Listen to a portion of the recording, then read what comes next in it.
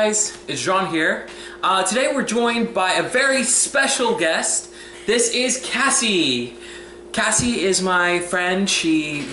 We've worked together, and she is an interpreter? Yes. An ASL interpreter. Yes.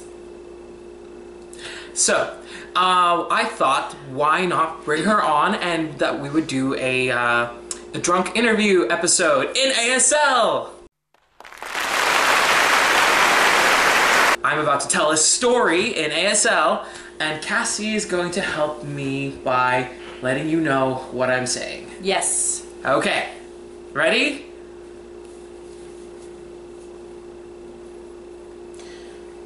So the first thing is that there was a person named Billy, and he went for a walk, and there was a house, and he went around the house and down a hill. And then he saw something.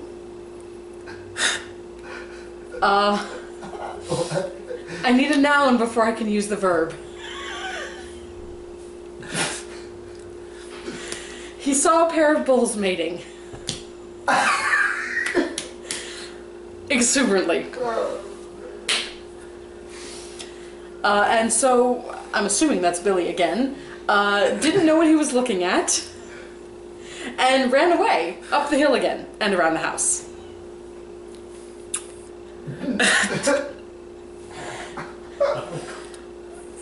And so, some other person, oh no, Billy again, also Billy,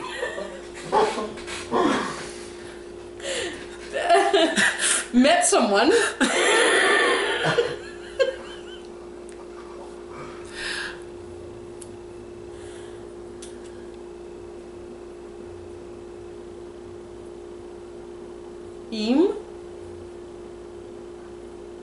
Sam. That must be an S.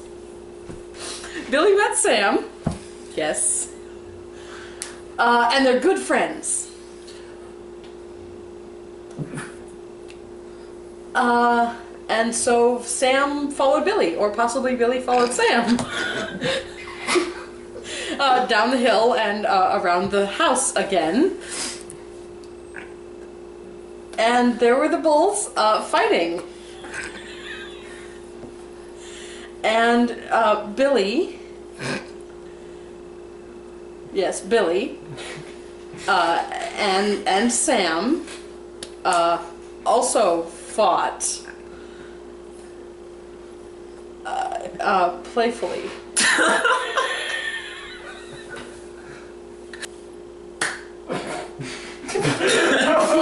The end?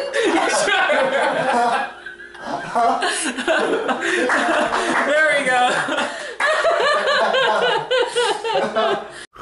Hooray! Alright, so, now we get to the second part of our ASL adventure. I am going to tell a story, something that happened to me personally, and Kassie is going to interpret, and then Kassie's going to tell a story, and I'm going to attempt to interpret for her very badly.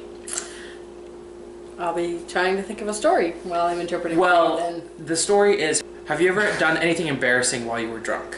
I've done so many more embarrassing things sober. Well, I'm going to tell my story, and then you think about one for me. Okay, go ahead. So here we go, my story. So, there's this drink. It's called a Long Island iced tea.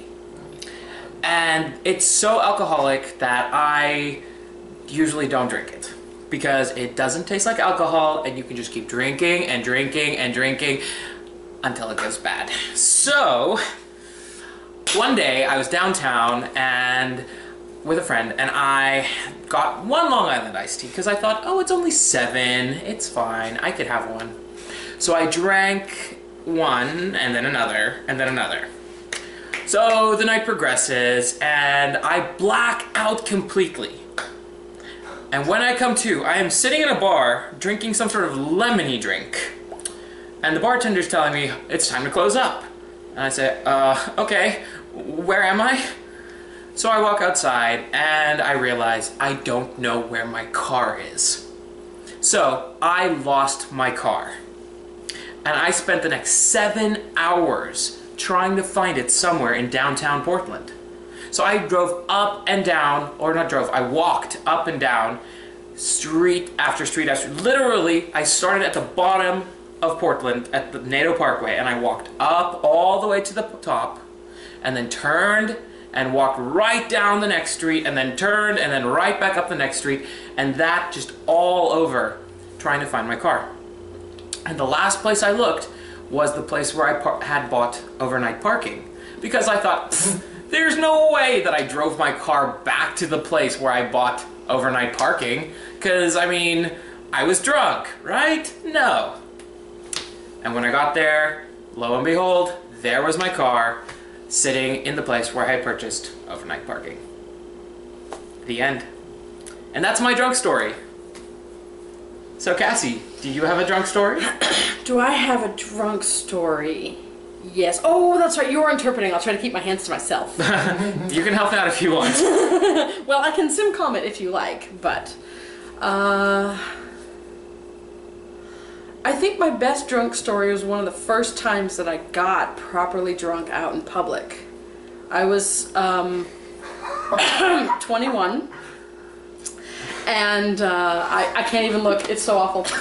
I was not yet 21, and a friend of mine handed me a mug which contained this fabulous concoction of limeade and something. And I said, "What is this?" And she says, "Oh, it's a gin-ade." Okay. So I had 2. Well, my capacity is probably 1. And so by the end of the afternoon, it was a hot day, I was really thirsty, I was drinking pretty quickly, and by the end of the day, I sort of looked up at my friend and I was like, I am super sloshed. And she was like, shh, we're at a football game, you could get kicked out of college for this. But I'm drunk, and I've never been drunk before, and I'm only 19, and my friend is just, shut up, shut up, shut up, shut up, and finally she dragged me by the hand off of the stand so I could, like, have that, oh my goodness, I'm drunk moment in peace, without people overhearing that I was underage. So that's my story.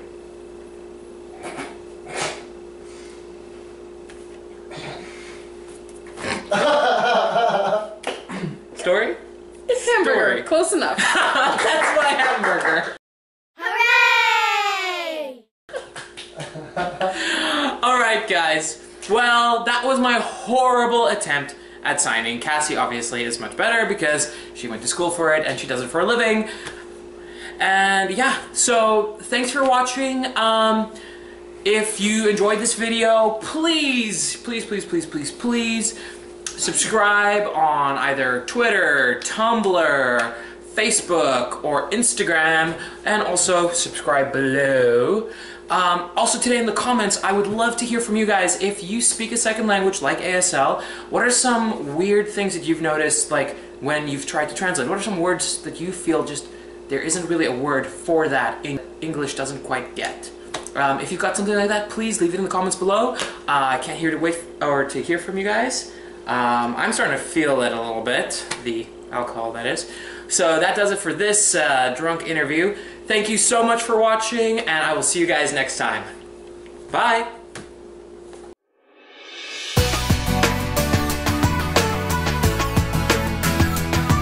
Today's drunk interview has been filmed in front of a live studio audience.